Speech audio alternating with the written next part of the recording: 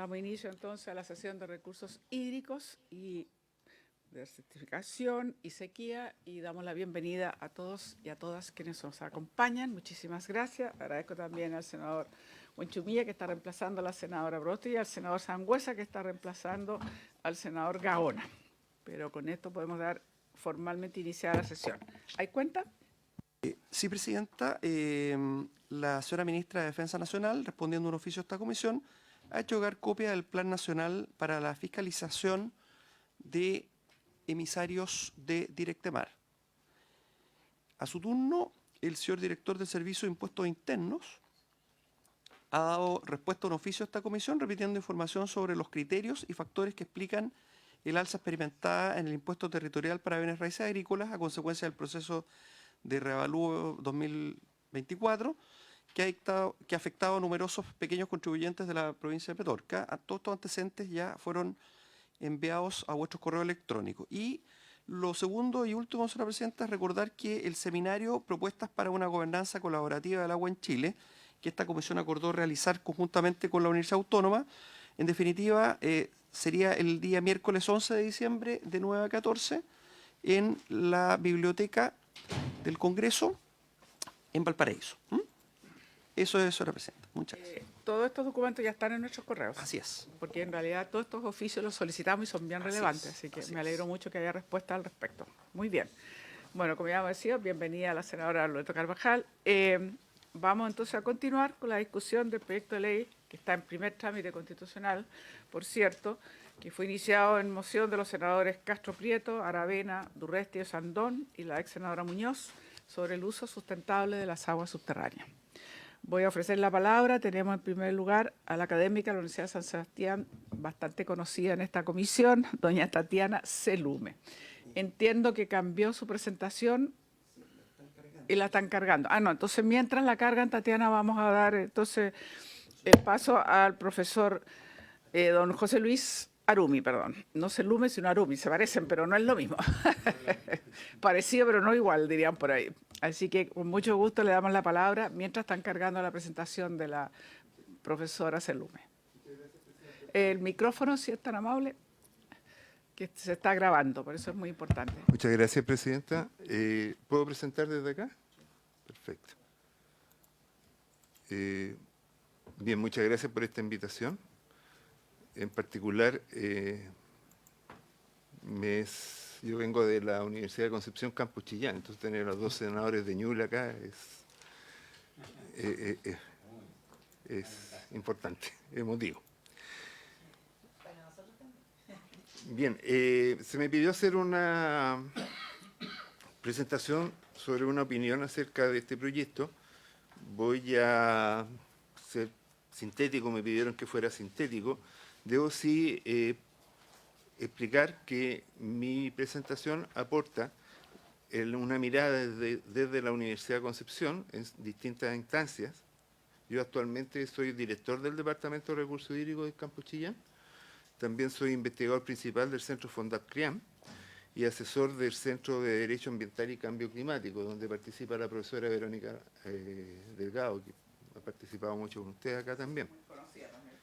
Y también soy parte de la Asociación Latinoamericana de Hidrología Subterránea para el Desarrollo del Sur, y por lo tanto, en gran medida me adhiero a varias de las cosas que explicó Pablo Rengifo en su momento hace algunas semanas atrás. Y soy miembro de la Asociación Gremial de Riego y Drenaje. Me voy a saltar todo esto porque ustedes ya lo conocen mejor que yo. Entonces, voy a irme al punto. En general, en esta nueva indicación, tengo comentarios sobre varios incisos. De hecho, incisos segundo, tercero y cuarto. En relación sobre los incisos segundo y tercero, en mi opinión, es muy positiva la creación de un registro especial de perforación y sondaje. ¿Por qué razón digo eso? Porque esto permite identificar aquellas empresas que realizan su trabajo en forma seria. Yo represento la zona sur de Chile. El senador de la Araucanía conoce lo que está ocurriendo con la cantidad de perforaciones de pozos masivas que hay y la cantidad de si me van a permitir la expresión, hay muchos rifleros o empresas muy poco serias que están realizando trabajos de perforación de sondaje y afectando mucho, sobre todo a los pequeños agricultores y a usuarios en DAP, porque son empresas de calidad dudosa, por decir esto, en términos simples. Entonces creo que este registro especial de perforación y sondaje va a proteger al usuario. En primer lugar, por eso lo considero positivo. Ahora, una consulta que hago yo inmediatamente que me llama mucho la atención desde el punto de vista técnico es por qué se fijó el límite de los 50 metros. Yo comprendo que los pozos artesanales y las punteras no tienen sentido que tengan este registro. En mi experiencia conozco pozos artesanales que pueden llegar hasta 20 metros, en promedio hay algunos de 30 metros, pero eso ya escapa de la norma. He visto mucha perforación de puntera, esa foto de ahí es solamente una que dejé como ejemplo. Pero la verdad es que sí, no tiene sentido incluir en un registro todos estos pozos artesanales porque sería un trabajo excesivo. Pero, ¿por qué se fijó el límite de 50 metros? Entiendo que puede ser por la potencia del equipo usado, pero hay muchos pozos mal construidos, 30, 40 metros, que ha afectado seriamente a agricultores. Yo conozco agricultores que hacen un pozo que a los 5 años ya no le está funcionando. Y mucha empresa poco seria que tiene ese nivel. Entonces, esa es una primera duda. Y esto en el sentido de proteger a los usuarios, a agricultores pequeños, por ejemplo, financiados por INDAP, proyectos CNR, Servicios Sanitarios Rurales. Entonces, esa es una primera duda que me queda de este proyecto. En general, sobre los incisos cuarto y sexto, es sumamente positivo sistematizar la entrega de información técnica. Lo digo desde mi experiencia. Yo llevo 30 años trabajando en caracterización de aguas subterráneas y voy a valerme de un ejemplo de Chillán para explicar por qué encuentro tan importante esto. La información disponible en los expedientes de pozos nos permite a nosotros incrementar el conocimiento de los sistemas de agua subterránea. Esto es tremendamente valioso. Es una información que es pública, que está disponible y que a través de la interpretación, sobre todo de la estratigrafía de los pozos, podemos comprender cómo funcionan los sistemas acuíferos. Por ejemplo, por el año 2007-2008, un brillante estudiante de la Universidad de Concepción, que hoy en día es funcionario de Cernagiomín, analizó 42 pozos perforados en la zona de Chillán y logró determinar que en Chillán el sistema de agua subterránea está compuesto por una serie de acuíferos diferentes. ¿Por qué se hizo esta investigación? Porque resulta que Bío tenía un gran problema en el manejo de pozos. Actualmente el 70% del agua potable de Chillán se abastece de pozos. 70%. El Falla del Río, la ciudad ha crecido. Entonces, resulta que los pozos en Chillán, si uno construye un pozo de menos de 100 metros, ese pozo no da agua. Si yo quiero tener un pozo productivo en Chillán, tiene que tener a lo menos 120 metros de profundidad. Ahora, ¿por qué razón? Porque el acuífero que es productivo es este. Entonces yo tengo que llegar a los 120 metros y de ahí puedo tener agua. Todos los pozos de desvío superan los 150 metros. Y esa información técnica, ¿cómo la logramos tener? A través de la interpretación de la estratigrafía. Y constantemente a lo largo de mucho tiempo, y aquí está el ex director de la Dirección General de Agua, el observatorio georreferenciado que hizo la Dirección General de Agua nos permite acceder en cualquier parte de Chile a información de pozos construidos en la zona. Entonces uno puede empezar a reconstruir características del sistema de agua subterránea. Pero el problema, y esto lo atiende la ley, sobre todo en los incisos cuarto y sexto, es que es necesario la existencia de un formato definido para presentar los perfiles estratigráficos, la descripción técnica de la información. Y aquí tengo algunos ejemplos.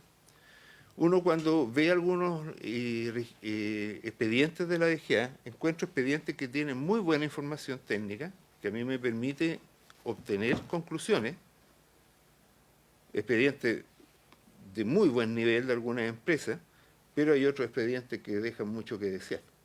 No existe una sistematización. La ley dice, entreguen un perfil estratigráfico y de repente se llegan a cosas que son bastante pobres.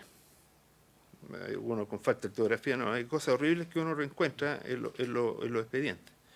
Entonces, la necesidad de la sistematización de la información es importante, porque a partir de esa recopilación nosotros podremos aumentar el conocimiento de nuestro sistema, sobre todo de la heterogeneidad, que es un gran problema que tiene el agua subterránea en Chile. ¿Cómo podríamos acceder a esta información tan valiosa? En mi opinión, el Observatorio Georreferenciado de la DGA, que ha sido una contribución notable en ese sentido.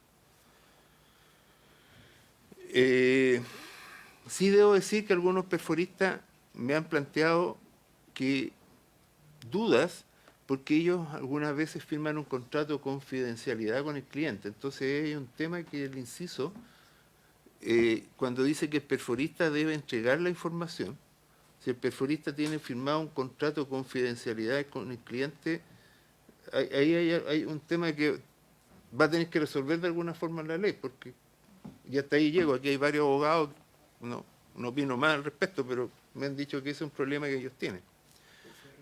¿Sí? Conversando con varios perforistas, perdón. Conversando con varios perforistas, colegas del sur, por ejemplo, me dicen que cuando perforan un pozo firman un contrato de confidencialidad, no sé si lo dije bien, ¿sí? Con el cliente.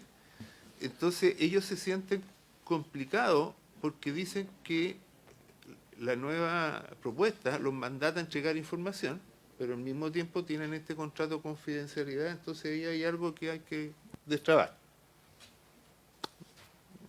No sé cómo, pero es un punto que quería plantear. Ahora, en algunas partes, continuando, en algunas partes se comenta, y aquí a mí se me genera una confusión, quizás por mi información, pero hay un punto sobre los traslados de derechos de aprovechamiento de agua subterránea y reperforación de un pozo. El derecho de aprovechamiento de agua subterránea está otorgado al centro, a una coordenada, UTM. Por lo tanto, no me queda claro cuándo es un traslado, si perfora un pozo a 3 metros porque el pozo se falló por alguna razón, ¿eso sería traslado de un derecho o una reperforación? Entonces, esa parte me es confusa desde el punto de vista legal. Yo creo que sería muy lógico tener un nivel de decir si perfora el pozo a 15 metros, se podría considerar un traslado, pero yo creo que eso tiene que ser de alguna forma establecido algún tipo de límite para que los ingenieros que necesitamos números podamos entendernos entre todos. Eso es... Uy, me acabo de pillar una falta de tipeo, perdón. En general, últimos comentarios. Bueno, esta iniciativa otorga a la DGA una tarea adicional. Por lo tanto, nuevamente, como siempre he dicho, la DGA es un servicio que presta, es una institución que presta un gran servicio a todos los chilenos y requiere reforzamiento para hacer cualquier actividad adicional. Comparto lo planteado por Arsud en el sentido de que las comunidades de agua subterránea son llamadas a administrar y proteger el acuífero. En lo personal conozco algunas en Copiapó que trabajan en forma excepcionalmente bien y hay que fortalecer todo lo que sea la gestión de los usuarios. Y en las comunidades de agua subterránea tenemos mucho trabajo. La nueva ley de agua del 2022 ha resultado un efecto bien interesante en cuanto al inicio de las comunidades de agua subterránea, pero nos queda mucho trabajo por continuar en fortalecer esa administración por parte del usuario. Muchas gracias por la oportunidad de estar aquí y espero haber sido concreto. Muy conciso, muy interesante. Muchísimas gracias, profesor Arumi. Vamos a darle ahora la palabra entonces a doña Tatiana y si ustedes están de acuerdo, después ofrecemos la palabra, aparte de, por supuesto, a nuestro permanente Carlos Esteve, que nos visita, por supuesto, coordinador de asesores en los temas hídricos, a los senadores para que puedan formular preguntas, dudas, etc. Así que, profesora Tatiana Salume. Muy buenos días. En primer lugar, quisiera agradecer la invitación para exponer sobre este proyecto de sustentabilidad de las aguas subterráneas.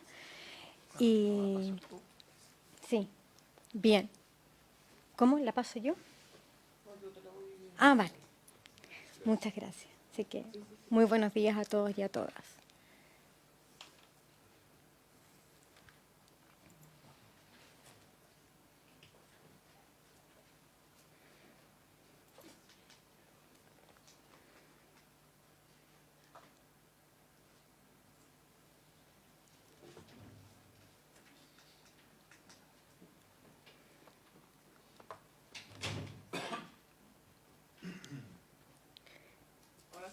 Ahora sí.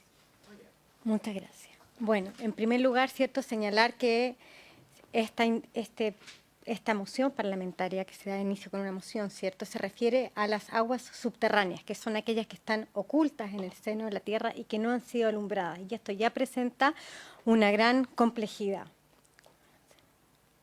Bien, las aguas subterráneas históricamente han sido en gran medida ignoradas por el legislador. A pesar de que son parte del ciclo hidrológico y que están interconectadas con las aguas superficiales, la regulación de las aguas subterráneas siempre ha sido escasa, ¿ya? Y no ha sido profunda, ¿ya? En los últimos años esta tendencia ha tendido a empezar a revertirse, especialmente porque ha empezado a existir una creciente intervención en aguas subterráneas. Bien. El Código de Agua de 1981, como ustedes bien saben, se refería esencialmente a las aguas superficiales, ¿ya? Y aborda muy acotadamente lo que es aguas subterráneas, ¿ya? Y nosotros requerimos especialmente tener soluciones específicas a este respecto. Sí. Bueno, ¿cuáles son los principales inconvenientes que tenemos o los factores que dificultan la gestión de las aguas subterráneas? En primer lugar, su grado de conocimiento, como decíamos, están ocultas en el seno de la tierra. Hay una difícil fiscalización y por eso la indicación sustitutiva que presenta el Ejecutivo es interesante porque permite ir fiscalizando, ¿cierto?, las distintas perforaciones.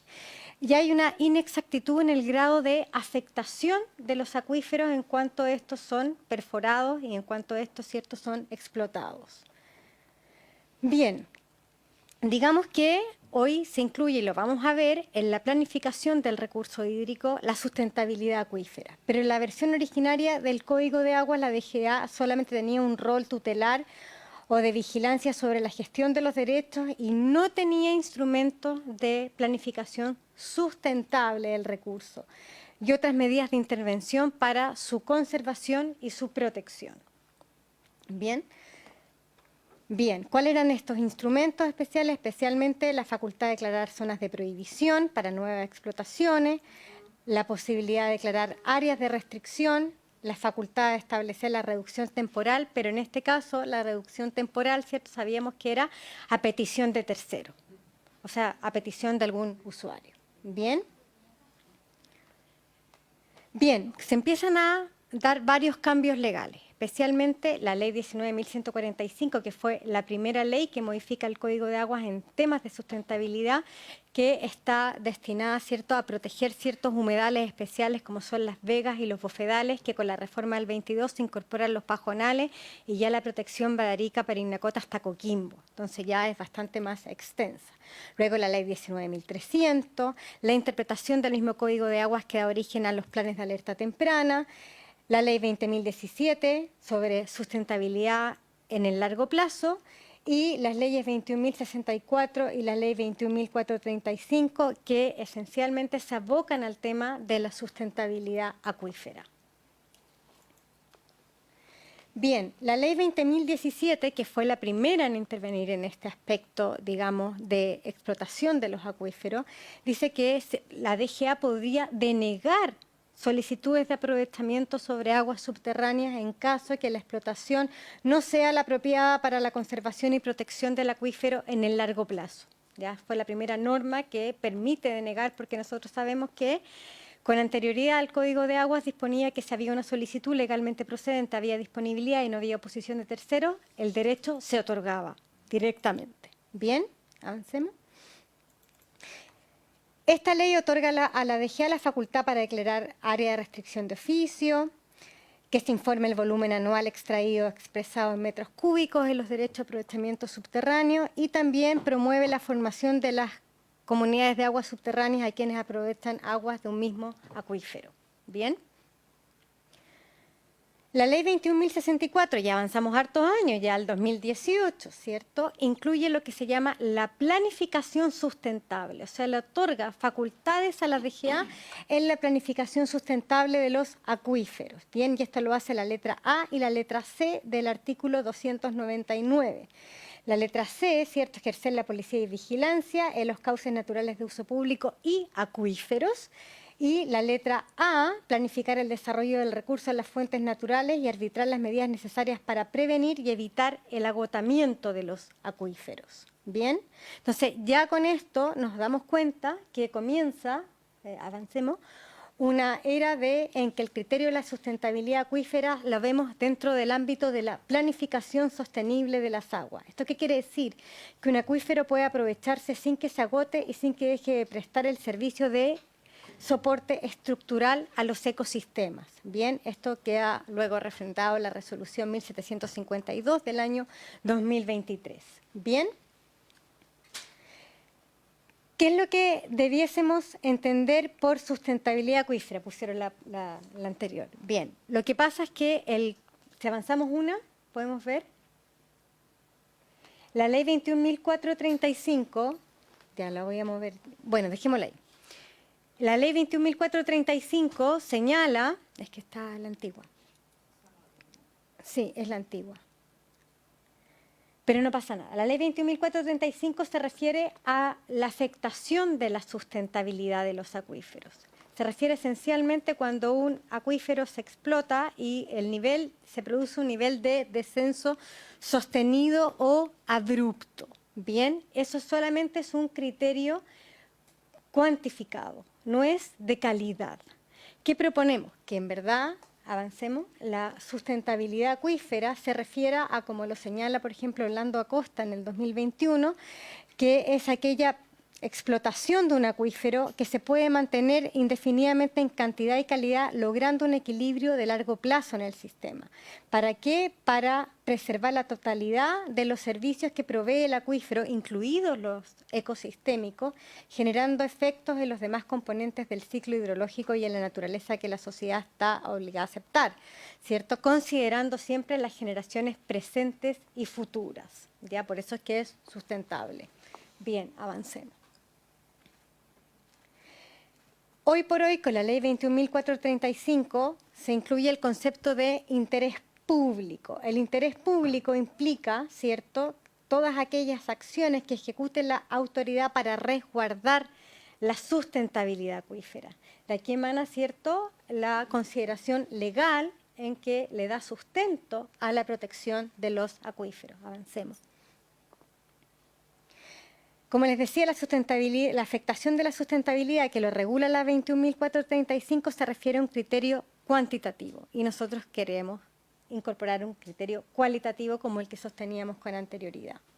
Bien, ¿cuáles son los instrumentos para velar por la sustentabilidad? Hoy día tenemos la reducción temporal del ejercicio de los derechos, que puede ser de oficio a partir de la ley 21.064 por la DGA cuando se afecta la sustentabilidad, el área de restricción, la zona de prohibición y también tenemos una nueva figura que es la suspensión del ejercicio del derecho, que es cuando no han funcionado las herramientas anteriores. Entonces se puede suspender indefinidamente el ejercicio de un derecho.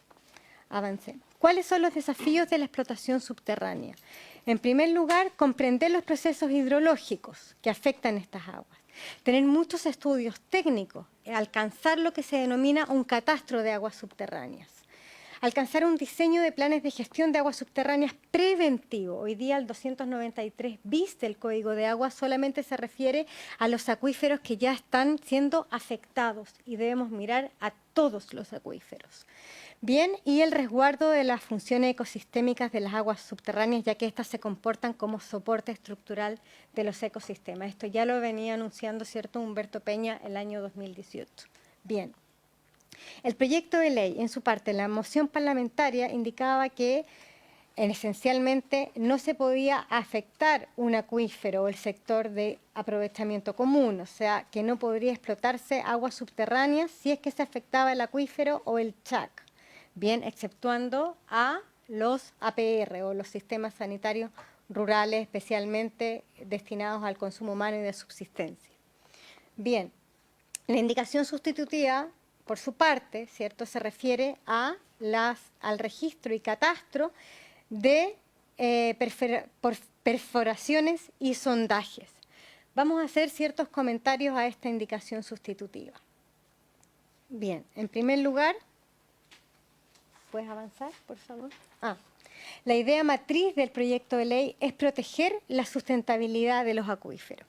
La explotación del acuífero siempre va a producir afectación en el mismo, por tanto no se puede impedir. ¿Qué es lo que estamos buscando, en definitiva? ¿Catastro de perforadores o catastro de acuíferos? Que es donde queremos llegar. Entonces el catastro de perforadores nos va a conducir a la larga, ¿cierto?, a tener un catastro de las aguas subterráneas. Bien, si podemos avanzar. Esta es una muy buena iniciativa, pero que requiere ciertos ajustes. Un problema que yo visualizo al principio es que los requisitos que se solicitan son los mismos para aquel que solicita un derecho de agua subterránea. Entonces podría haber duplicidad de información.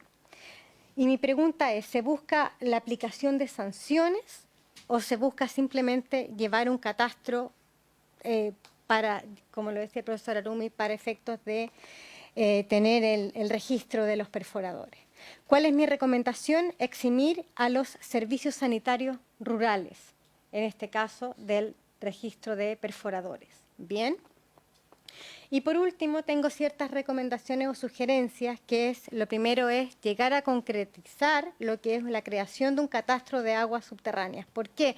Porque no tenemos la misma fiabilidad que las aguas subterráneas respecto de las aguas superficiales, y estas están íntimamente interconectadas. Entonces, lo ideal sería la generación de un modelo hidrogeológico que parta sobre la base de ciertos datos que se vayan ingresando a este sistema para efectos de lograr tener un catastro de aguas subterráneas. En segundo lugar, mi segunda sugerencia, si podemos avanzar, es que, y esto va a encarecer la perforación, pero es interesante, de que cada vez que se haga una prueba, que el perforador haga pruebas de bombeo a cada acuífero que se atraviesa, independiente que el pozo se habilite o no frente a ese acuífero, independiente que se ocupen las aguas de ese primer acuífero que se atraviesa, ¿ya? Es decir, dar información de las constantes del acuífero en que se habilita el pozo y de todos los pozos que se van atravesando la perforación. Así hay que aprobar todos los acuíferos que atraviesan la perforación con gastos constantes y variables de cada acuífero. Bien, eso nos va a contribuir a tener una mayor información sobre las aguas subterráneas. Y por último, mi tercera sugerencia es que para proteger la sustentabilidad de los acuíferos es necesario prohibir que se otorguen derechos sobre aguas fósiles, es decir, sobre aquellos acuíferos en que no hay recarga, a menos que se trate de solicitudes para consumo humano y saneamiento. Bien, entonces en conclusión, digamos que las aguas subterráneas, ¿cierto?, son un recurso valioso del cual dependemos en la actualidad y se requieren estudios para su explotación sostenible. La sustentabilidad acuífera se constituye como un objeto protegido por la planificación de las aguas y tiene su origen en el interés público. Bien. Y en virtud de las reformas de los años 2018 y 2022, se incorpora este principio esencialmente en la protección de los acuíferos. Muchas gracias. Espero haber sido breve también. Sí, muy breve. Muchas gracias, profesora Salumi. Bueno, ahora le damos la palabra al profesor asociado de la Universidad Andrés Bello, y disculpe que no lo mencioné antes, al señor Cristian Rojas. Bienvenido y muchas gracias. Sí, muchas gracias, señora presidenta, al resto también de los senadores presentes, el personal del Senado y también saludo muy afectuosamente a los asistentes, en especial a mi amiga Tatiana Selume y a mi amigo José Luis Arumí, con quien nos hemos visto tantas veces en tantas cosas. Con Tatiana nos conocimos en Zaragoza, de hecho, hace 1000 años atrás. Se me ha pedido entonces por parte de la Comisión de Recursos Hídricos, muy amablemente, informar acerca de este proyecto de ley de modificación del artículo 59 del nuevo Código de Agua, ¿cierto? Entonces, voy a... Ahí sí. Entonces, emitir una opinión acerca de las indicaciones, particularmente las indicaciones sustitutivas presentadas por el Ejecutivo respecto a este proyecto original que era del 2019. Entonces, voy a avanzar rápidamente porque algunas de las cosas que quería decir las han expuesto mis predecesores. Entonces, lo que quiero señalar o hacer presente es que lo que se pretende es modificar, ampliándolo, el actual artículo 59, es decir, el artículo 59 nuevo. El artículo 59 antiguo era un artículo pequeño, tenía 3 líneas solamente. El artículo 59 nuevo refiere a que la explotación de las aguas subterráneas debe efectuarse en conformidad a las normas generales que dicta la Dirección General de Agua al efecto, que en todo caso, y esta es la innovación después de la reforma del año 2022, debe tener en cuenta como interés principal lograr el aprovechamiento sustentable de recursos hídricos subterráneos. Es decir, esto se inserta dentro de el gran proceso que se vivió a partir del año 2022 en adelante. Entiendo que en los años previos, ¿cierto?, los 11 años previos de tramitación, que fue formándose la convicción de una falta y una necesidad de transformación de la regulación de agua. En ese intertanto, y por tanto me voy a referir a una época anterior al año 2019, aparece un intento por parte de las senadoras Allende, Castro, de Urresti, Osandón y Arancibia de meter una cosa que era importante, que era la de no realizar ninguna... La regulación de aguas subterráneas era muy pequeñita, 6 artículos pequeños solamente, no realizar ninguna acción referida a esas aguas subterráneas sin la debida protección hidrogeológica respecto de ese punto y considerando también antecedentes científicos y fundamentos técnicos. Del todo necesario.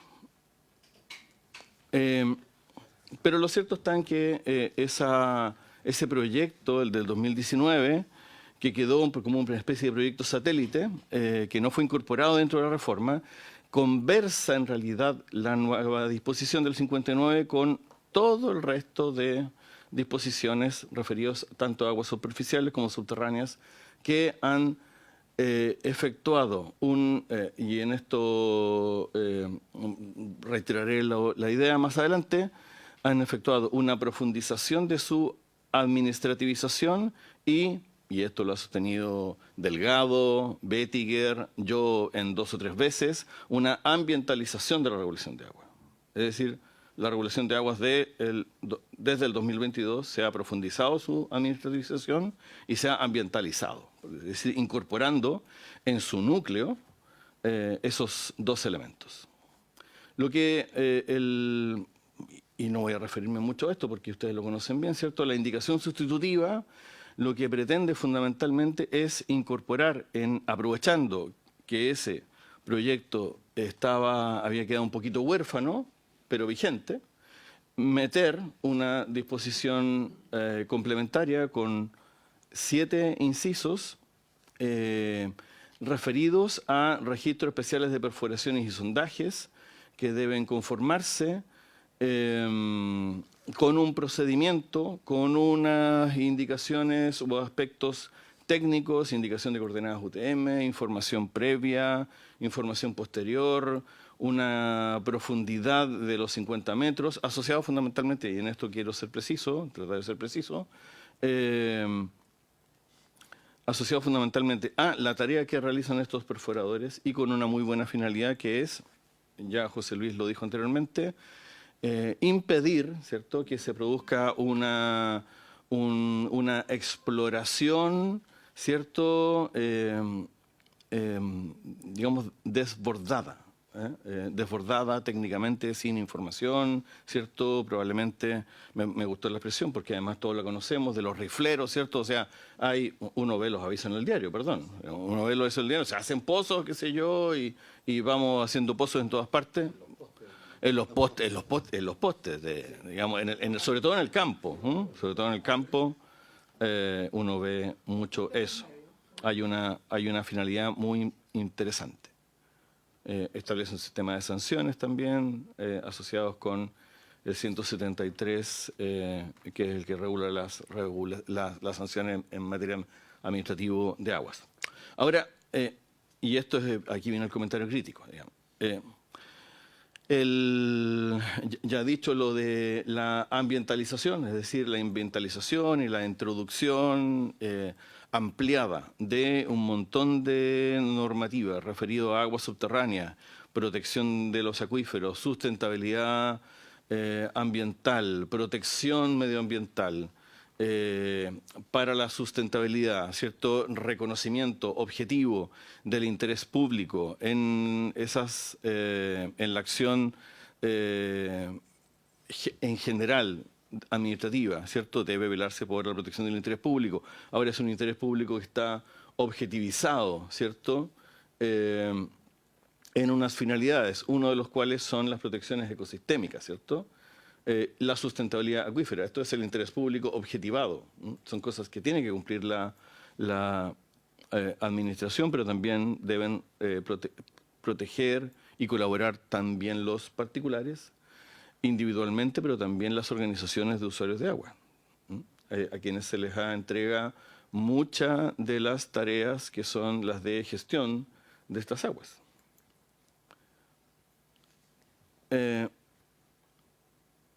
Entonces, y esto es lo que quiero señalar, la ambientalización, ¿cierto?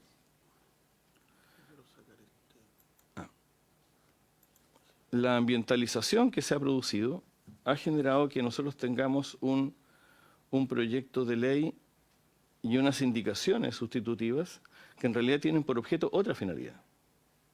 Es decir, la finalidad de protección del acuífero, de ambientalización, de consideración del interés público en el otorgamiento, no solo de derechos de aprovechamiento de agua, sino que en el resto de las acciones que tiene que realizar la Dirección General de Agua, está cubierto. Plenamente cubierto por el conjunto de potestades cada vez más crecientes que ha tenido la Dirección General de Agua.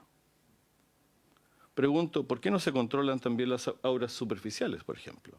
A través de los aforos técnicos correspondientes. O sea, si lo vamos a imponer respecto a las aguas subterráneas, también tenemos que imponerlo respecto de las aguas superficiales. En Chile están constituidas solo 57 de juntas de vigilancia de 101 cuencas, en las cuales hay más de un río. Y en todas ellas hay obras superficiales. En una presentación anterior, si no me equivoco, del 6 de noviembre, el subdirector general de Aguas señaló que respecto de eso no tiene la información, tampoco tiene el registro.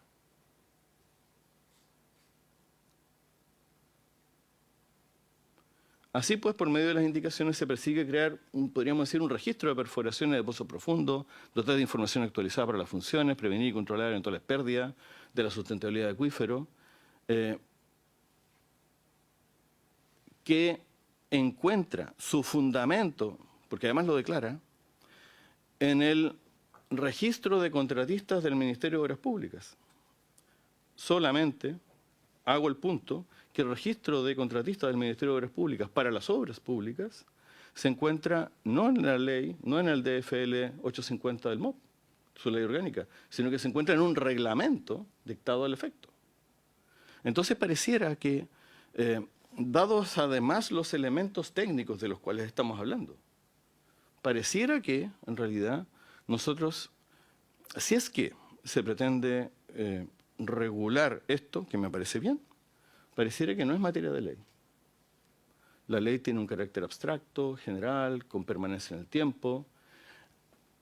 El factor de cambio tecnológico, por ejemplo, que dice relación con los elementos técnicos que deben servir de base, a los cuales ha hecho referencia el profesor Arumí, a los cuales ha hecho referencia la profesora Selume, son unos factores que constituyen, de acuerdo a la indicación sustitutiva, un elemento clave para la identificación de perforadores que tienen por finalidad obtener información. Esto es la pretensión.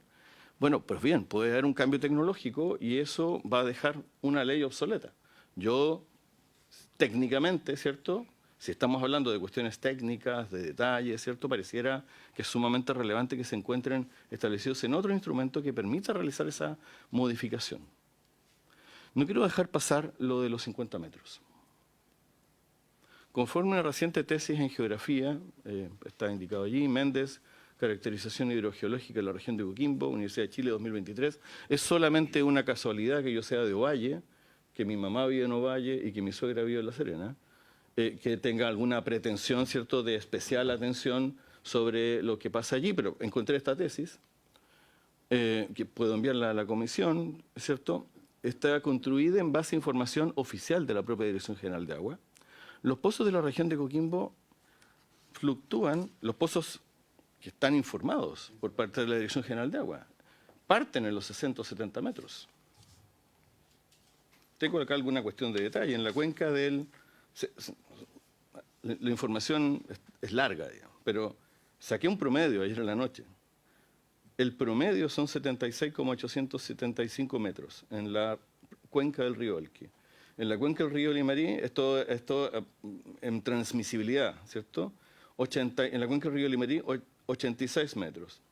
En niveles estáticos, Elqui, Limarí, Quelimarí y Choapa, sobre los 60 metros de profundidad. No existe, pareciera entonces que no existe una fundamentación científica. Uno de los objetivos era originalmente obrar con fundamentación científica. No existe una fundamentación científica para fijar los 50 metros. Por lo demás, es una cuestión de detalle, vuelvo a decir que pareciera que más bien es propio del reglamento y va en sentido contrario de otras medidas que sí se están implementando, como son los planes estratégicos de recursos hídricos en cuenca, porque yo fijo una regla general cuando al mismo tiempo estoy actuando para que las decisiones operen en la cuenca. Fijo una regla general para Chile, o sea, lo mismo para Arica que para Punta Arenas, que para Santiago, que para Quillota, ¿cierto? Cuando es completamente diferente uno y otro ámbito. En relación a lo mismo, hay organizaciones de usuarios en esta materia, comunidades de agua subterránea, que deben informar estas cuestiones a la Dirección General de Agua, particularmente las juntas de vigilancia, que son organizaciones particulares, pero que cumplen funciones públicas por una batería gigantesca de potestades administrativas que la ley les ha asignado, que pueden y deben cumplir las funciones de vigilancia y cuidado de los acuíferos por normas vigentes. La DGA no cuenta con medios materiales ni jurídicos para ello. Esto se nota además en las sucesivas reformas para ampliar plazos, por ejemplo, en las cuestiones que ya tiene pendientes desde el 2022. Acaba de aprobarse en la Cámara de Diputados un proyecto de ley para correr unos plazos hasta el 2027. Entonces, y estamos incorporando una nueva atribución. En fin, se observan dos cosas. Las tareas realizadas por la Dirección General de Agua en los últimos años, y en esto todos lo conocen, ha sido objeto de muchas críticas, denotándose severos problemas de ineficiencia e ineficacia con las atribuciones que ya tiene. La demora en la tramitación de los expedientes administrativos marca récords. Esta semana solamente han aparecido sentencias de la Corte Suprema referidas a expedientes que han demorado 7 años y, tomen la nota, 7 años y 6 meses, 7 años y 5 meses, 10 años y 8 meses. Darles más atribuciones, por tanto, no va a solucionar nada. En especial las tareas de fiscalización y sanción realizadas de la reforma del 2018 no han sido bien llevadas también. Han sido objeto de severas críticas por la doctrina, por la jurisprudencia judicial, la Corte Suprema, por un informe de Contraloría del año 2022, criticándola fuertemente sobre aquello. Sobre esto voy a hacer un poquito de autobombo. Hay un libro que acaba de aparecer en el mes de octubre sobre Derecho Administrativo Sancionador, donde hay 2 trabajos que juician este obrar. Uno de la profesora Daniela Rivera, que hizo una presentación acá el 30 de octubre, y otro mío, mostrando la evidencia oficial sobre esto. No decimos nada nuevo, simplemente estamos mostrando lo que hay en ello. En fin, el propósito del ejercicio de la potestad regulatoria del artículo 300 del Código de Agua, cabe tener presente un dictamen reciente de la Contraloría General de la República que ha resuelto objetar de legalidad 9 resoluciones y circulares de la Dirección General de Agua por exceso y vulneración de márgenes autorizados por la ley para poner en marcha adecuada la reforma del 2022. Entonces hay un problema, estoy simplemente dando datos, hay un problema de implementación de la reforma del 2022, hay un atraso en aquello y estamos pretendiendo darle una atribución nueva. Cuando existen instrumentos vigentes, monitoreos, por ejemplo, instalación de monitoreos respecto de los pozos, información tecnológica, voy a... ¿Sirve de algo el proyecto? Conclusiones. El proyecto original tenía un buen fundamento y motivo. Esto fue superado por la gran reforma de la Ley 21.435 que ambientalizó el Código de Aguas. Se desarrolló profundamente la regulación de aguas subterráneas. La indicación sustitutiva apunta a otro lugar, completamente diferente, con fines básicamente de control de exploración de explotación y exploraciones. Encuentra su fundamento en el reglamento de contratistas del DFL 850 del MOP, pues se trata de un aspecto de detalle. No se ve razón alguna por la cual una cuestión de detalle deba ir en la ley, particularmente en el artículo 59, y menos porque se desarmoniza algo que debiera ser armónico. Hay una evaluación crítica respecto a la implementación de parte de la Dirección General de Agua respecto a la ley 21.064, fiscalización y sanción, y 21.435 ya comentadas, y sobre todo por el conjunto de potestades y nuevas atribuciones de dicho servicio, actuando con poca diligencia, distrayendo tiempo y recursos. A ver, no diría con poca diligencia, concentrándose solo en algunas cosas. Y en esto, en vez de, por ejemplo, combatir la sequía. En fin, todo esto no hace caer ni una sola gota y a eso debiera apuntar el organismo. Muchísimas gracias. Muy bien.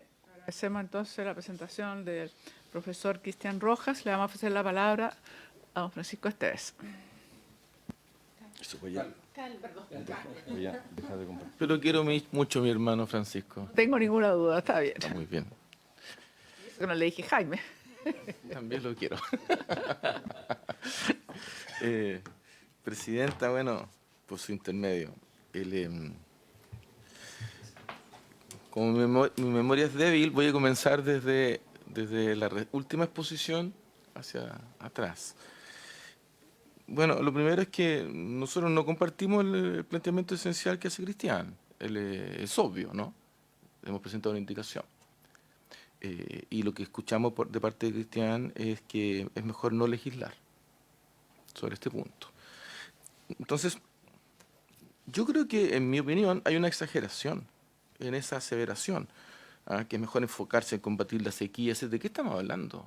O sea, estamos hablando de un organismo que tiene multifunciones y estamos hablando de una cosa que es muy pequeña en términos presupuestarios, muy, muy pequeña, y que genera una utilidad instrumental. Problema de implementación de la reforma. Naturalmente, la reforma fue publicada en el año 2022 y hay elementos positivos de bastante avance y hay elementos negativos. En la última sesión estuvo aquí el subdirector general de Agua que mostró que se han superado todos los avances en materia de plan estratégico de recursos hídricos y en las propias mesas. Los hitos establecidos en el convenio con el Banco Mundial, por ejemplo, establecía la constitución de 3 mesas estratégicas de recursos hídricos para el año 2024 y se pusieron que habían 8, que hay más de 10 planes estratégicos de recursos hídricos en avance importante, y hay varios ámbitos en esta materia. El propio reglamento del artículo 293 bis vinculado con los planes estratégicos de recursos hídricos fue hace bastante tiempo publicado y está en funciones. Y hay muchas cosas que están andando bien, como hay otras que no. Esta es una cosa muy antigua de mirar el vaso medio vacío, el medio lleno. En este caso se ve medio vacío al respecto. Segundo, no tiene nada que ver el reglamento de contratistas. Y pensar que esto tiene una solución reglamentaria. Me parece básico entender que el reglamento de contratistas se refiere y está acotado a quienes tienen contrato con el MOP. Entonces, como llegar a pensar de que todos los que hacen perforaciones en Chile lo hacen a través del MOP. Y eso es un error, no es así. O sea, es obvio que hay contratos que no son públicos y que están vinculados con un conjunto de perforaciones. No puedes establecer en el registro de contratistas del MOP por una vía infralegal como reglamentaria de que te informe un contratista de lo que realiza para empresas privadas o sujetos privados en materia de profundizaciones de pozos. Nunca lo había visto al respecto. Y si se considerara que fuese legal una cosa como esa, bueno, nos gustaría conocer la propuesta de texto al respecto. En mi opinión, no es así. O sea, la capacidad que tiene de normarse un registro de contratista del MOP está acotado a quienes establecen contratos con el Ministerio de Obras Públicas. Eventualmente se podría ampliar, eventualmente a quienes tienen contrato con otros organismos públicos, quizás. Yo creo que el límite llega hasta ahí. la afirmación de que darle más atribución a la DGA no va a solucionar nada, uno podría llegar a la conclusión entonces contraria. A lo mejor lo que hay que hacer es quitarle atribución a la DGA para solucionar las cosas. Obviamente tampoco lo compartimos.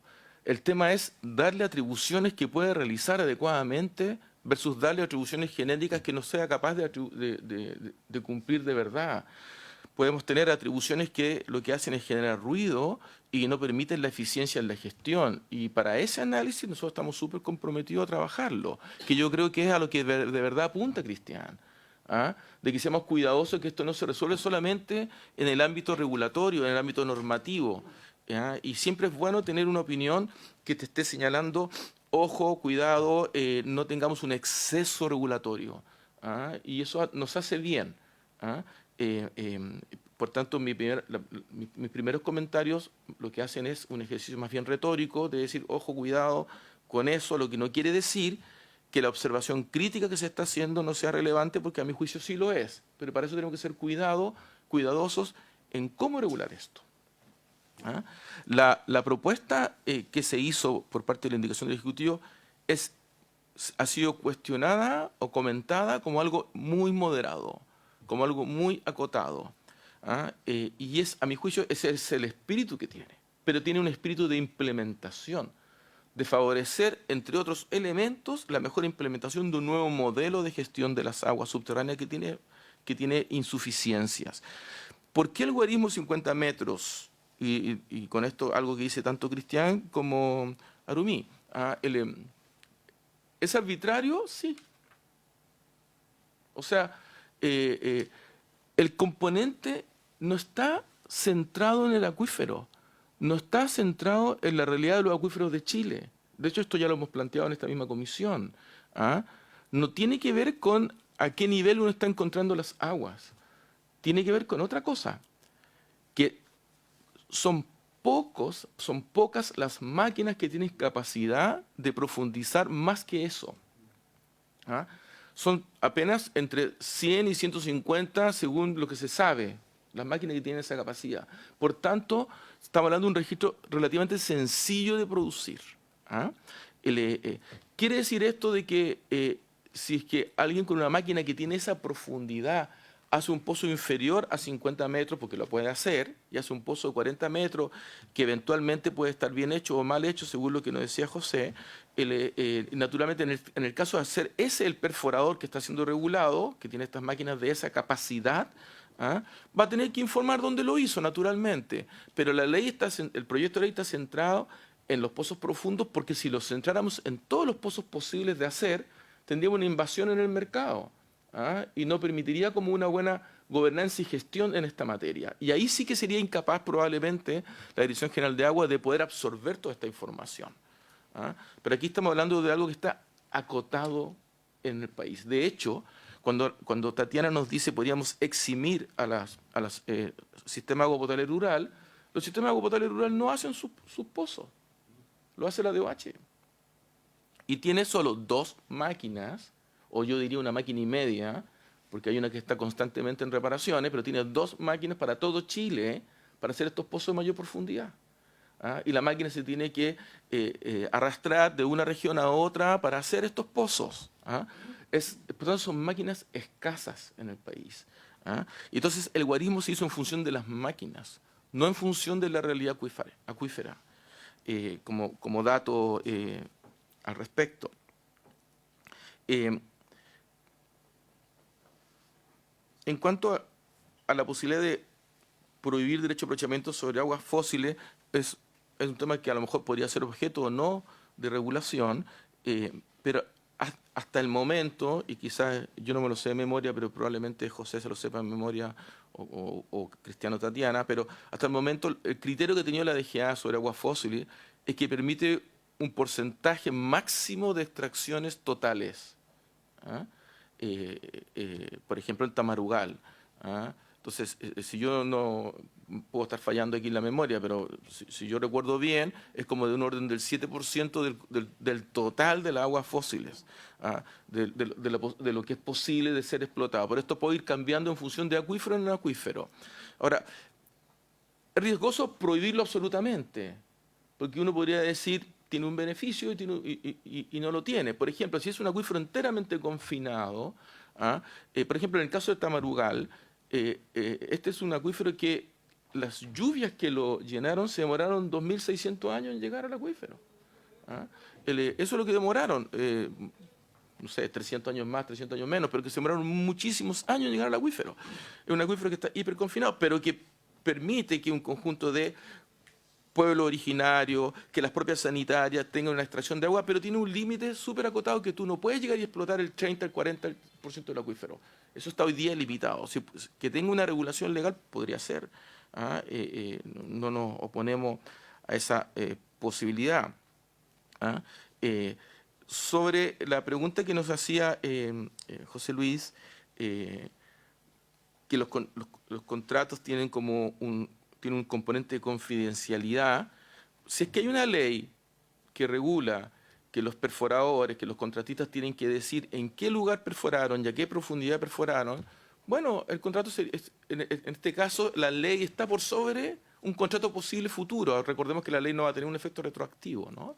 Y por tanto, no va a haber una contienda al respecto y tendrá que adecuarse el contrato sobre eso. ¿De qué estamos hablando? Estamos hablando de en qué lugar se hizo la perforación. Ahora, podríamos añadir más. No está en el texto. Tatiana dice, a lo mejor podríamos añadir de que las aguas de aquel pozo puedan ser enviadas a un laboratorio, conocer su calidad química en función de las profundidades, de los distintos acuíferos, algo que se puede discutir. Pero hoy día lo que se está pidiendo es algo muy simple. Se georreferencia al punto donde se hace y la profundidad del pozo. ¿Y esto por qué es importante? Porque se tienen un conjunto de perforaciones, pero no se sabe bien de las reperforaciones, de las profundizaciones de pozo. Y estas, cuando no son informadas adecuadamente, van afectando de un modo importante el comportamiento hidrogeológico. Los expertos lo saben mejor que uno sobre eso. Pero en síntesis, nosotros creemos de que esto ayuda más que perjudica. Este elemento de crear este registro que informe en la medida que estamos planteando. Y no creemos que obstaculice la gestión que se haga para combatir la sequía o para fiscalizar, etcétera, y sabiendo, eso sí, de que efectivamente la Dirección General de Agua tiene un problema serio de congestión en distintos casos de expediente, etcétera. Esto es de público conocimiento, no lo podemos negar, pero al mismo tiempo hay unidades, hay departamentos o hay divisiones dentro de la Dirección General de Aguas que no tienen ese problema, porque finalmente esto es una organización administrativa donde hay algunos ítems que requieren un apoyo especial y que la ley de presupuesto se obtuvo ahora poco, no lo suficiente para ayudar en esa dirección, Presidenta. Muchas gracias. Muy bien, muchísimas gracias a Carlos Esteves. Ahora lo dije bien. Ofrezco la palabra, no sé si alguno de los senadores quisiera decir algo. Senador Sangüesa, ¿quiere usted decir algo? Adelante. Gracias. Primero, bueno, agradecer las exposiciones. Este es un tema que es de suma importancia para nuestro país y que tiene varias características también por la geografía de nuestro país. Y ahí yo comparto una de las expresiones de que no podemos tener la misma regla para técnica para las realidades que son absolutamente diferentes de acuerdo a la geografía de nuestro país. Pero me llama la atención, uno, comparto la crítica en el sentido de que muchas veces tratamos de arreglar las cosas legislando cuando no completamos de hacer lo que estamos haciendo. Y uno de los errores que tiene nuestro país es que nunca hay una evaluación en las leyes. Muchas veces se legisla, se deja así y nos cuesta estar replanteándonos las cosas para poder irlas perfeccionando. En ese sentido comparto que ahí debiesen ser los reglamentos, que es mucho más fácil a veces modificar.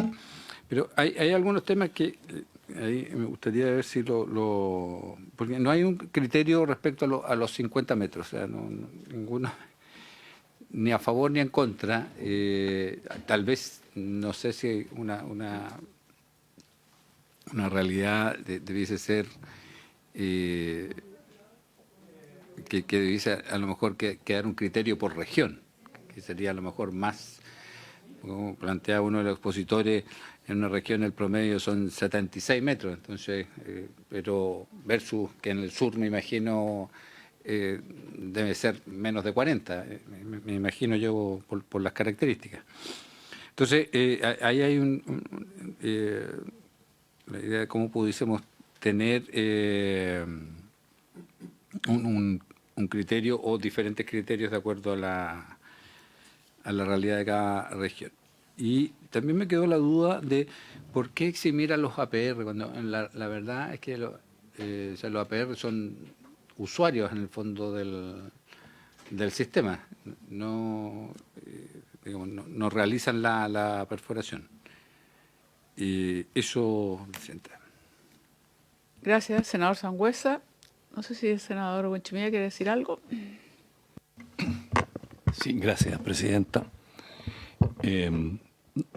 Solamente yo quería hacer un cierto comentario producto de alguna experiencia que he tenido en algunos cargos y recién me estoy interiorizando el sentido del proyecto.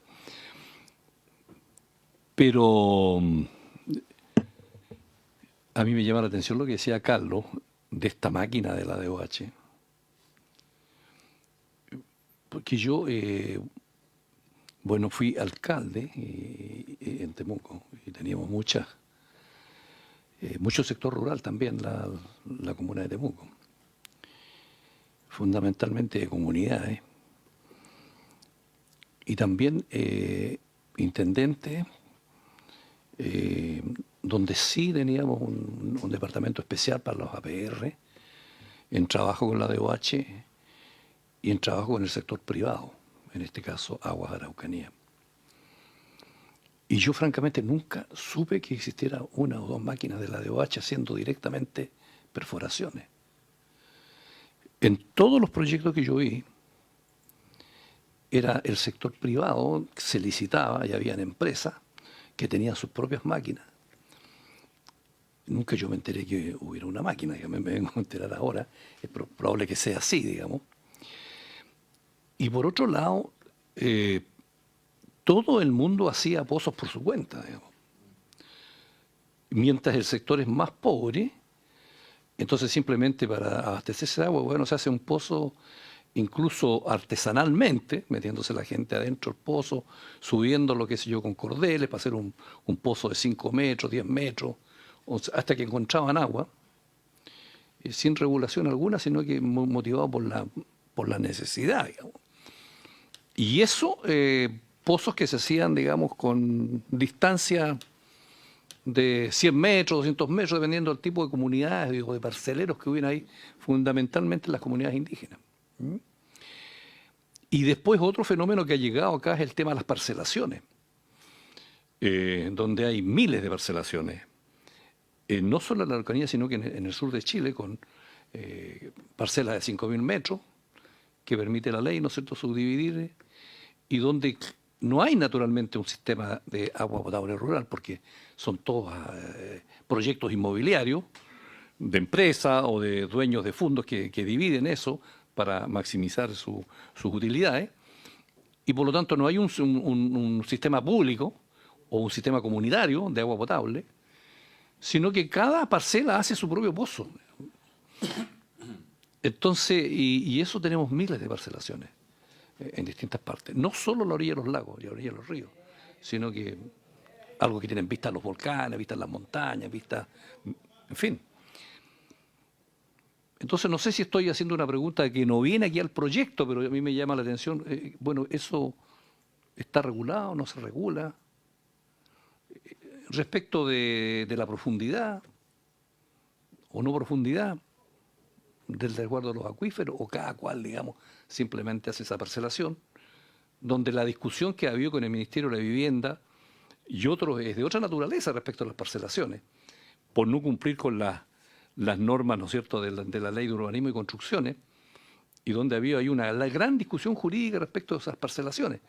Pero nunca salió el tema de que cada parcelación tenía que tener su propio sistema sanitario y su propio sistema de perforación de agua para abastecerse a sí mismo. Entonces creo, digamos, que a lo mejor eso toca tangencialmente lo que es este proyecto y que se podría perfectamente, digamos, profundizar en ese tipo de materia, digamos. Gracias, Presidenta. Muchas gracias, senador Buenchumilla. Antes de ofrecerle la palabra a nuestros expositores, a nuestros profesores que nos acompañan, yo quiero solamente agregar, yo creo que es interesante que le hemos dado vuelta digamos, en otras sesiones anteriores, pero que está presente, en el sentido de que exactamente como se dijo por parte de Carlos Esteve, esto tiene un sentido bien acotado y bien preciso, eso es cierto. Pero en definitiva, lo que estamos tratando de decir, bueno, mire, es importante que haya un registro, efectivamente, de estos perforadores y que nos va a dar una información relevante. Ahora, aquí la profesora Tatiana planteó, si yo he entendido bien, de que sería interesante llegar a un verdadero catastro de agua subterránea que no tenemos. Esa es una información que carecemos. Entonces yo creo que sería bien interesante ver si este instrumento ayuda o si uno debería pensar un poquito más ampliamente como para llegar a un objetivo mayor, que no es solamente tener un registro, sino que llegar a un catastro de agua subterránea, pues es una información muy relevante y que no lo disponemos. Y si yo no entendí mal lo que nos plantea el profesor Arumi, que es bien interesante esa investigación que hubo, de que es mucho más relevante tal vez de lo que ahora mismo se ha visto esta información para ver realmente la reserva que tiene, por llamarlo de alguna manera, ese acuífero. Es decir, no es solamente para tener un catastro y que haya perforadores serios, que yo estoy de acuerdo que hacen mucho más daño a aquellos que de verdad no tienen la tecnología adecuada, etcétera, etcétera. No es solamente un tema entonces de preocupación ambiental, que es muy necesaria, sino que sería interesante saber esto otro que fue planteado, o sea, hasta dónde tenemos instrumentos que nos permitan conocer mejor, digamos, los distintos componentes de esa agua subterránea. Y yo quiero saber entonces si efectivamente esto sería un buen instrumento y nos permitiría, y qué hacemos para después sistematizar esa información o incorporarla dentro de lo que tiene que ser, digamos, la información como país en el conjunto para ver, digamos, cómo avanzamos. La otra que me llama la atención, bueno, se habló poco de las comunidades de agua subterránea, pero sí por ahí alguno de ustedes dijo que eran bien necesarias y bien importantes, sí. Pero no sé por qué se avanza tan poco. Entiendo que hay como 14 o 15 en nuestro país, no hay más. Y hay 101 cuencas, como se decía. Entonces, ahí hay un paso también pendiente por hacer y la pregunta sería cuáles han sido los obstáculos a juicio, sobre todo de la Dirección General de Agua o, en fin, de lo que nos diga el coordinador del Ministerio de Obras Públicas, cuáles serían los impedimentos que ha hecho aquello, digamos, que ha impedido que sea aquello. Y sobre si los 50 metros debería ser parejo o en fin, un tema que puede suscitar dudas o debería ser acorde a las realidades regionales, digamos, porque obviamente no es lo mismo hacia el norte que hacia el sur, no lo sé. Pero entiendo que uno tiene que tener una cierta medida, porque estamos diciendo pozos profundos que puedan afectar. No estamos hablando de pozos artesanales de 3, de 6 metros, de 12 metros, no lo sé. Creo que de todas maneras tiene que tener un cierto sentido el por qué, digamos, se establece una cierta medida, digamos. Yo creo que es bien importante, bueno, en principios, esto lo digo para los senadores que nos acompañan hoy día, que yo les agradezco que han reemplazado a los titulares, el acuerdo de esta comisión era votar a la siguiente sesión, no en esta que íbamos a escuchar como las últimas posiciones. En todo caso, esta es una votación general, o sea que no estamos... perdón, en particular. Pero yo entendí que eso era lo acordado y yo creo que es legítimo respetar aquello porque sobre todo ustedes han venido a reemplazar a los titulares y que yo diría que lo adecuado sería, digamos, respetar la presencia de nuestros componentes titulares y por lo tanto esta iba, según lo acordado, esta va a ser la última sesión de recibir distintas opiniones invitadas. Esto es sin perjuicio que siempre pueda sugerirse alguna otra, pero yo creo que nosotros hemos llegado, si no me equivoco, secretario, usted me indica, pero creo que ese era el acuerdo de que esto iba a ser como la última sesión que hemos escuchado las opiniones. Perdón, Presidenta, muy breve. Sí. Efectivamente, esa era la idea, sin perjuicio de lo cual también se abrió la posibilidad de que, por todo lo que se ha comentado, se considerara la posibilidad de algunas indicaciones complementarias. Pero es un tema que se abordará en su minuto. Pero la idea efectivamente Las indicaciones complementarias hechas por los parlamentarios. Por los parlamentarios. Sí, eventualmente. Es bien posible, efectivamente lo podemos dejar abierto, lo vamos a ver. Bueno, Dicho aquello, yo le ofrezco la palabra entonces en el mismo orden quizás que tuvimos para que puedan referirse a los comentarios, a las dudas, observaciones, en fin. Por lo tanto, parto con el profesor Arumi. Gracias, presidenta. ¿Se escucha? Sí. Bien, muchas gracias. Tomé algunas notas en el sentido de... Bueno, partiendo por un comentario del senador Guanchumilla sobre el tema de las parcelaciones. Yo aquí estoy representando a la zona centro-sur, porque realmente es mi experiencia laboral. Yo trabajo prácticamente entre la región del Maule y la región de los Lagos, y el tema de las parcelaciones es extremadamente preocupante. Yo digo, hemos perdido una tremenda superficie y un importante daño ambiental que están generando las parcelaciones. En ese sentido, mucha de la solución de agua potable pasa por y aquí corro el riesgo de citar un artículo entre tanto abogado, pero entiendo que el artículo 56 que establece el uso doméstico del agua, en que la DGA sí hizo una norma o una aclaración del nivel y qué significaba el uso doméstico. Ha sido criticado, pero yo considero que fue un avance muy importante. Entonces, ahí tenemos un tema que tiene relación con las parcelaciones y los usos aislados, la vivienda aislada, pero que sí es un tema que requiere mucho análisis y yo lo encuentro extremadamente preocupante. Un tremendo daño ambiental que está ocurriendo con las parcelaciones. Pero eso no es el caso de este proyecto, entonces solamente dejo hasta ahí. Comparto el sentido acotado y preciso de la norma. Creo que me parece muy bien la forma en que, no voy a entrar en si es nivel de ley o de reglamento, porque yo soy ingeniero civil. Y pero también entiendo y comparto lo que plantea Carlos Esteves sobre por qué los 50 metros. Ahora entiendo por qué los 50 metros. Totalmente de acuerdo, es un número limitado de máquinas que... Pero lamentablemente esas máquinas pertenecen a empresas serias. Y aquí nuevamente planteo mi mirada regionalista. Quiero dar un dato que es impresionante, hace poco que lo calculé. Si nosotros comparamos los censos agropecuarios del año 2007, con el censo agropecuario del año 2022, la superficie de riego de Chile disminuyó casi en un 20%. O sea, pasamos de 1.050.000 hectáreas a 900.000 hectáreas de riego. Muchos le echan la culpa a la sequía, pero ojo, yo creo que hay una gran responsabilidad de las parcelaciones. Pero a nivel nacional, la superficie de riego disminuyó en un 20%, pero si nos concentramos en la región de la Araucanía, aumentó levemente.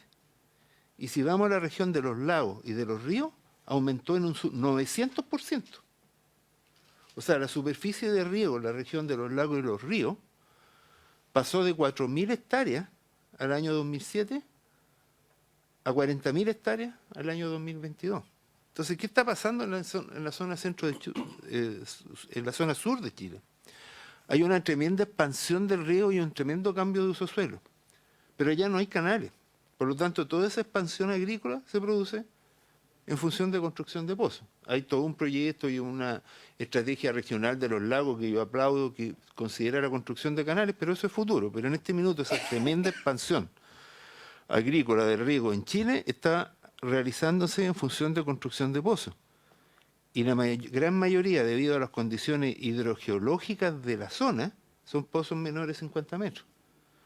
Por lo tanto, si bien entiendo lo que plantea Carlos, y lo comparto en cierta forma, pero considero que una mirada de Santiago hacia el norte. Y a mí lo que yo pienso que como legislador deberíamos proteger a los usuarios de todo el país. Entonces creo, y comparto lo que he dicho con la profesora Selume, en el sentido de que a lo mejor habría que generar algún tipo de catastro a nivel macro regional, no pienso que todas las regiones, tenemos macrozonas que se pueden definir. Y sobre la pregunta de la senadora Allende, que encuentro extremadamente pertinente sobre lo que ha sucedido. Yo he trabajado harto en este tema, llevamos casi 25 años trabajando con las comunidades de agua subterránea, desde Viviri hasta Puerto Natales, conocemos muy bien el tema. Y en el caso de las CASUP, yo creo que hay un tema importante de las comunidades de agua en general, que son los liderazgos. Para que una CASUP funcione necesita liderazgo de personas. Muchos de aquí conocen a Carlos Araya, querido y odiado. Él es el gerente de la CASUP de Copiapó. Un tremendo personaje, yo soy amigo de él. Pero ese tipo de liderazgo hace que una comunidad de agua subterránea funcione. Cuando no existen líderes locales, lamentablemente las comunidades de agua no funcionan. Y puedo dar un ejemplo de muchas juntas de vigilancia donde uno puede nombrar mi amigo Francisco Saldía, que lo conozco hace muchos años de la zona, líderes regionales, queridos, odiados, lo que sea, pero un líder que genera y hacen actividades de Carlos Sangüesa, también de Héctor Sangüesa del Laja, y puedo dar miles de nombres más, pero son la existencia de los líderes locales. Entonces, ahí la relación entre los gobiernos regionales, los líderes locales, es sumamente importante. Entonces, esa es la respuesta a por qué hay algunas CASUP que funcionan y otras que no. Eso, muchas gracias. Muchas gracias. Doña Tatiana. Muchas gracias, senador, y por su intermedio. Sí, me parecen muy interesantes las preguntas planteadas por los senadores, especialmente el tema de agua potable rural, que señalaba el senador Sangüesa. Mirando yo el proyecto de la indicación sustitutiva, se señala que las infracciones a los deberes de inscripción e información se sancionarán de acuerdo con el procedimiento simplificado de fiscalización. La infracción al deber de inscripción en el registro especial de perforación y sondaje será sancionada de acuerdo al 173 número 6 y también de acuerdo al 173 número 1. Entonces, yo creo que aunque existan dos máquinas, es importante liberar de esta sanción a los comités y cooperativas de agua potable rural. O sea, ellos apenas tienen y son los que, el usuario de agua potable rural. O sea, pensemos que el agua para consumo humano a nivel no diferenciado, a nivel macro en Chile, alcanza el 6%. O sea, es muy poquito. O sea, liberemos a los comités y las cooperativas de agua potable. Incluyendo la sanitaria, alcanza el 6%. Entonces, es tan mínimo que liberémoslos de esta sanción. O sea, esa es mi propuesta. En cuanto al catastro, sí, de la sanción. En cuanto al catastro de aguas subterráneas, a mí me parece fundamental. O sea, hoy día las aguas subterráneas sabemos y conocemos que hay una interrelación entre las aguas subterráneas y las aguas superficiales. Y cuando el profesor Arumi señala que se está secando el sur, por así decirlo, en sentido figurado, ¿cierto? Es justamente por las perforaciones, es justamente por el agua subterránea. O sea, el agua subterránea está ocasionando que el agua superficial disminuya su disponibilidad. Bueno, y en cuanto a los sistemas particulares que señalaba el senador Buenchumilla, esa es tierra de nadie, señor Buenchumilla, o sea, senador, es tierra de nadie. O sea, allí hay que hacer una intervención de verdad. O sea, ahí tenemos un grave problema porque no hay fiscalización. O sea, ahora con la ley 20.998, la CIS tiene la posibilidad de fiscalizar los sistemas particulares, pero no lo ha hecho tampoco. Entonces tenemos un problema serio ahí. Pero este proyecto de ley, tal como lo señala Carlos Esteves, es un proyecto acotado que tiene que ver con los registros. Entonces yo creo que esa ya vendría a ser materia de otro proyecto. Bien, muchas gracias, senadora. Muchísimas gracias. Finalmente, profesor. Don Cristian. Sí, muchas gracias. Ha sido extremadamente interesante todo lo que hemos conversado. Muchas gracias por los aportes de los senadores presentes, porque creo que han puesto de relevancia de qué estamos hablando en realidad.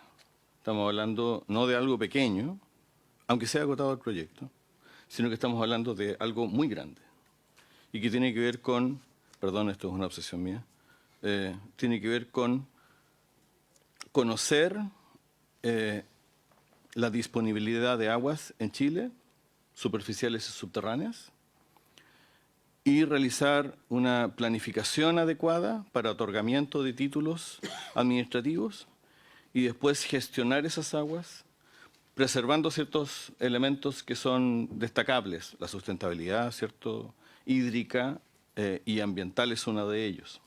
Ese es el gran tema. Respecto de eso, la administración hídrica no tiene toda la información. Eso es un dato súper relevante. No tiene la información por debilidades institucionales muy graves. Y hago referencia, perdón que me salga de esto, hago referencia a dos cosas. Uno, a un proyecto todavía vigente, pero que está, parece que durmiendo, de Subsecretaría de Recursos Hídricos, que está ahí, no avanza. Y me hago la pregunta siempre cuando entiendo que es un proyecto mandado por el expresidente Piñera, pero también hay una moción parlamentaria en el mismo sentido. Pero la segunda cuestión es que me pregunto es que si es que nosotros tenemos un Ministerio de Minería, ¿por qué no tenemos un Ministerio de Agua? Esa es como la primera reflexión acerca de este punto. Cuando el agua es el condicionante no solo de una actividad que produce algo así como el 40% del PIB de Chile, sino que el agua es condicionante del 100% del PIB de Chile. Esa es la primera reflexión. La segunda reflexión consiste en que a veces en este contexto normativo mucho mayor, las parcelaciones rurales, ¿cierto?, privadas, el Big Data, por ejemplo, que tiene la Dirección General de Agua. La Dirección General de Agua tiene un Big Data, pero no sabe qué hacer con esa información. Obras, derecho a agua superficial, le pide, publicación en el Diario Oficial hace unos días atrás, le pide información a las organizaciones de usuarios de agua respecto de las aguas que están siendo usadas, superficiales que están siendo usadas por los mismos titulares, para poder armar después, cruzando datos, armar después el listado de patente por no uso. Derechos de agua subterráneo con tecnología. La semana pasada, el miércoles de la semana pasada, o jueves, puse en un congreso internacional organizado en Valparaíso, Viña del Mar, sobre tecnología aplicada en materia de aguas para la toma de decisiones. Pero es que la tecnología aplicada en materia de agua no puede ser una planilla Excel. Y eso es lo que tiene, una planilla Excel, un formulario llenado de mano. Entiendo que hay un avance significativo en materia de información satelital en línea, pero también hay un tema de manejo de esa información. Eso es lo que tenemos, digamos. Hay un Big Data gigante, pero... Tercera observación o reflexión, pendiente está la modificación del reglamento de agua subterránea. Es que, si me apura, estimado Carlos, yo creo que ahí puede meterse esto. ¿Por qué lo digo? Porque en la modificación, en la propuesta de indicación sustitutiva, y perdón, yo soy a veces un mono porfiado, la referencia que hice al Reglamento General de Contratistas del MOP es porque el inciso segundo, el primer inciso de la modificación, dice que deberán inscribirse en un registro especial de perforaciones, el cual será parte del registro de contratistas del Ministerio de Obras Públicas. El registro de contratistas de Obras Públicas está regulado en un reglamento, no está regulado en una ley. ¿Quiénes? ¿Qué condiciones? ¿Qué información tienen que entregar? El detalle, y por tanto detalles técnicos, está referido en la ley, en el artículo 12 de la Ley Orgánica del Ministerio de Obras Públicas, que deberá hacerse en un reglamento, se dicta el reglamento y allí se incorpora la información técnica. Pues bien, perfectamente en el reglamento de agua subterránea o en un reglamento dictado al efecto, puede perfectamente realizarse esta regulación de detalle. Ojo, que yo no estoy diciendo que no deba hacerse, es que la finalidad la comprendo, me allano y la felicito. Pero es el instrumento regulatorio, es el que me estoy quedando, digamos, sigo siendo crítico. Por último, también hay otro proyecto, que es el proyecto de complementación y desarrollo de la tarea de fiscalización, aquel que regula, que está pendiente y vigente todavía discutiéndose, sobre el procedimiento simplificado de fiscalización. Eso también está pendiente. Entonces, lo que se está tratando de hacer acá también es, ¿cierto? Si yo quiero información, pero lo hago de manera satelital, ¿cierto? Sin conversar con el resto de los instrumentos vigentes.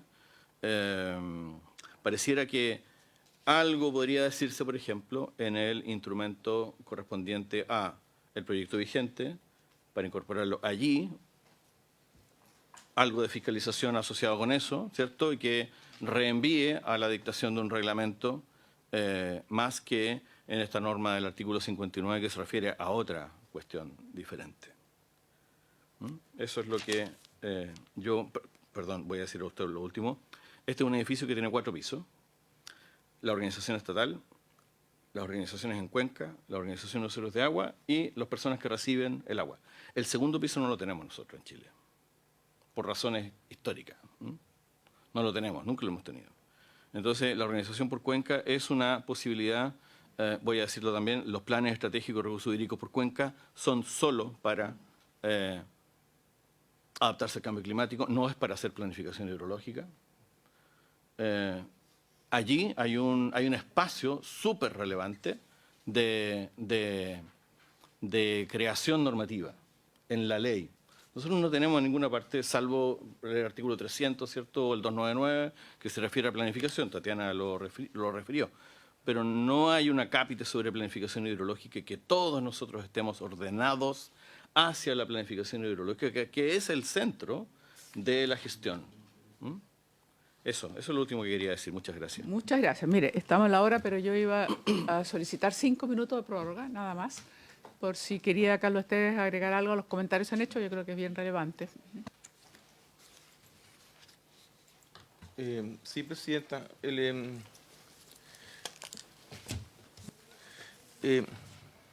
No tiene sentido que yo contraargumente cosas que a mi juicio van a ser opiniones de todos nosotros, ¿no? Pero sí me hace sentido aquellas que puedan afectar la idea de legislar o no legislar, o de legislar qué tipo de eventuales como adecuaciones se podrían hacer a la iniciativa.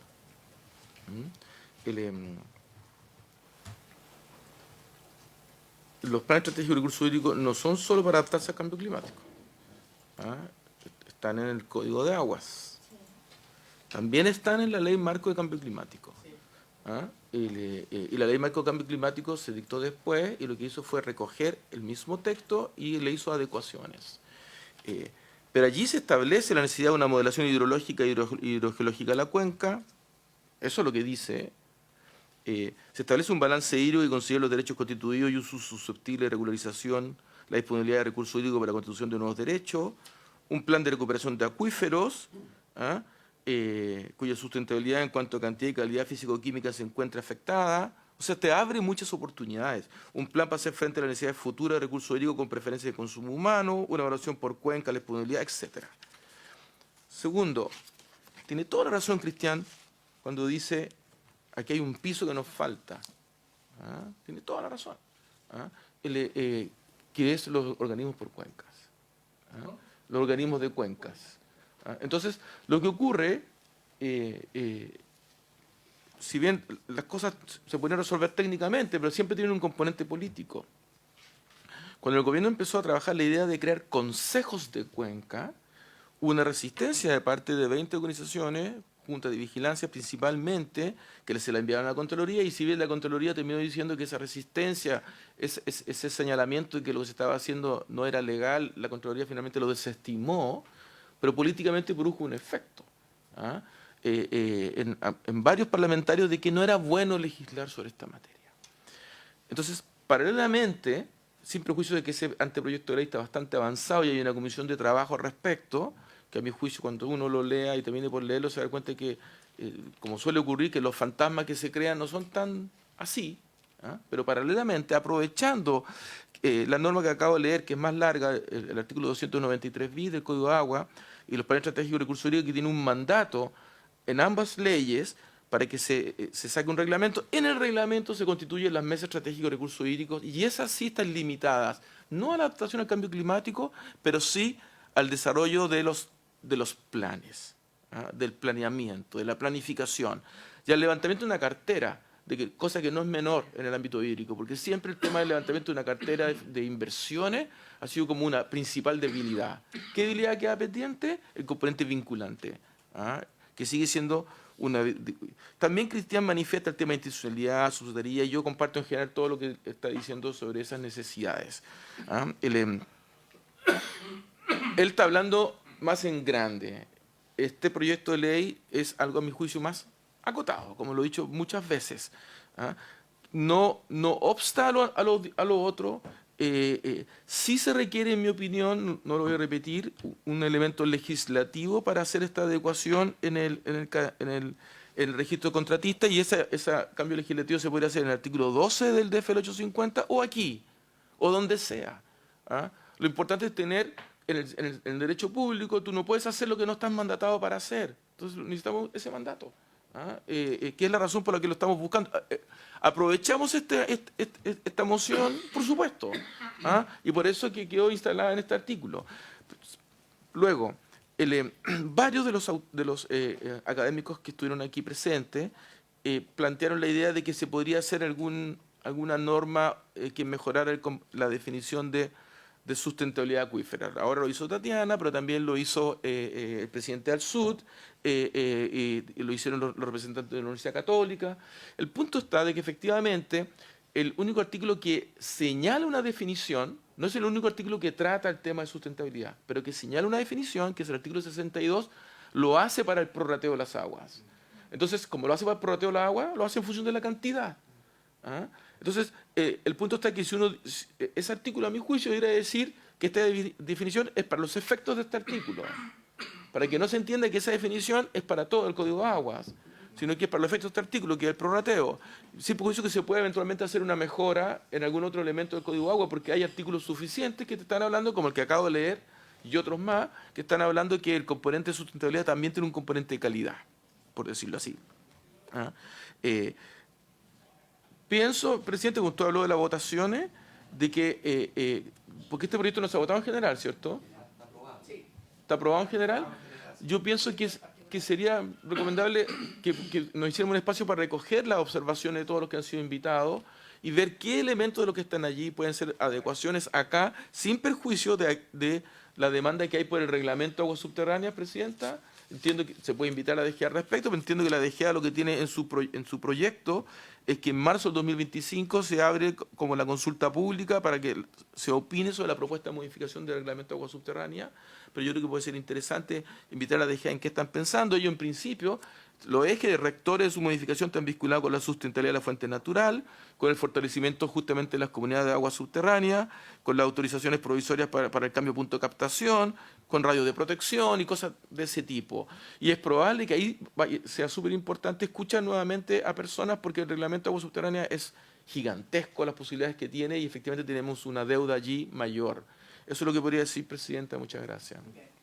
Bueno, habiendo ya concluido el tiempo, incluso prorrogado, yo le quiero agradecer nuevamente a nuestros invitados académicos que nos han ilustrado, por supuesto, con sus exposiciones, agradecer al senador Buenchumilla, que ha tenido, digamos, el gesto de quedarse la sesión completa, me parece muy agradecido, reemplazando a la senadora Proboste, agradecer, por cierto, a Carlos Esteves, que siempre ha estado con nosotros y es parte activa de nuestra legislación. Así que, habiéndose cumplido el objeto de esta sesión, se levanta. Muchas gracias.